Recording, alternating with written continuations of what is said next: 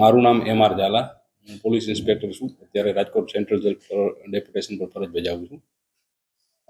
અત્રેની Rajkot jail ખાતે છેલ્લા 14 વર્ષથી વધુ સમયથી સજા ભોગવતા પાકા કેદીઓ જેઓની 433 મુજબની જેલ એડવાઇઝરી બોર્ડ સમક્ષ જેઓના કેસ મૂકવામાં આવેલા હતા, જેની આ જેલ એડવાઇઝરી બોર્ડના અધ્યક્ષ શ્રી રાજકોટના આપણા ડીએમ સાહેબ, કલેક્ટર સાહેબ શ્રી પ્રભાવ જોશી સાહેબના અધ્યક્ષસ્થાને એમના ચેરમેન પદે જેલ એડવાઇઝરી બોર્ડની કમિટી ભરવામાં આવેલી હતી. જે કમિટી માં અહીંથી કેસ મોકલવામાં આવેલા હતા, તે પૈકીના 3 કેસોની આજરોજ રાજ્યની સંવેદનશીલ સરકાર દ્વારા વહેલી જેલ મુક્તિ કરવામાં આવેલ છે, તેઓના ઓર્ડર કરવામાં આવેલા છે. જે અનુસંધાને આજરોજ 302 અને વિવિધ કલમોમાં સજા ભોગવતા 3 કેદીઓ જેઓના નામ છે કરશનભાઈ પુંજાભાઈ કોળિયાતર, પ્રદ્યુમનસિંહ રણજીતસિંહ જાડેજા તેમજ વિનોદભાઈ બાબુભાઈ ડાભી, કે જેઓ હાલ પેરોલ રજા ઉપર છે.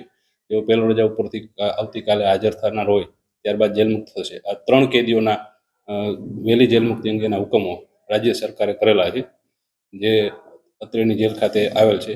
આજરોજ અમારા જેલોના વડા KLN રાવ સાહેબને હુકમથી તેમજ જેલ સુપ્રિન્ટેન્ડન્ટ શ્રી વર્મા સાહેબના અધ્યક્ષસ્થાને જે નિર્ણય લેવાયેલા, જે નિર્ણયને અનુસંધાને આજે 3 કેદીઓને આપણે જેલ મુક્ત કરીએ છીએ. શ્રી રણજીતસિંહ જાડેજા, હું 302માં સજા ભોગવતો હતો અને અટાણું જેલ મુક્ત થાઉં છું. અને અહીંથી જેલરથી કરી સુપ્રિન્ટેન્ડન્ટ જેલ સુપ્રિન્ટેન્ડન્ટ રાજકોટનું આભાર માનું છું. અને સરકારમાં જે મોકલ્યું અને અમે ક્લિયર કટ હાજર થયા છીએ. ક્લિયર અમારો કોઈ દિવસ અમારો ગુનો નથી કોઈ બીજા જેલમાં આવ્યા પછી.